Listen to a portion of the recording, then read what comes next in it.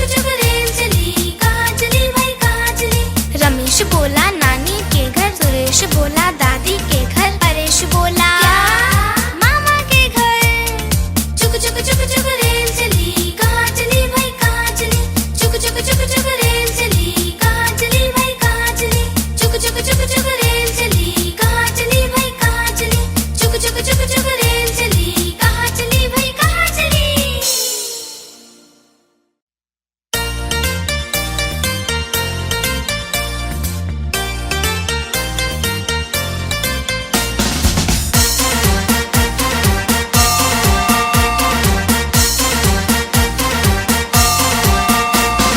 चुक चुक चुक चुक रेल चली, कहाँ चली भाई कहाँ चली।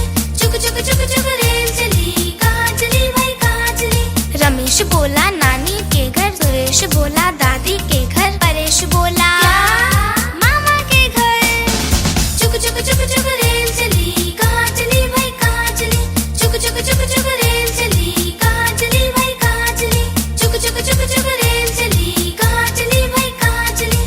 चुक चुक चुक चुक रेल चली, कहाँ चली भाई कहाँ चली।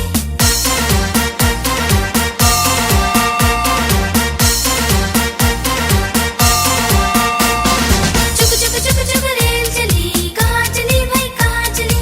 चुक चुक चुक चुक रेल चली, कहाँ चली भाई कहाँ चली। रमेश बोला नानी के घर, सुरेश बोला दादी के घर, परेश बोला मामा के घर। चुक चुक चुक चुक रेल चली, कहाँ चली भाई कहाँ चली। चुक चुक चुक चुक रेल चली, कहाँ चली भाई कहाँ चली। चुक चुक चुक चुक रेल चली, कहाँ चली भाई कहाँ चली। चुक चुक चुक चुक रेल चली, कहाँ चली भाई कहाँ चली।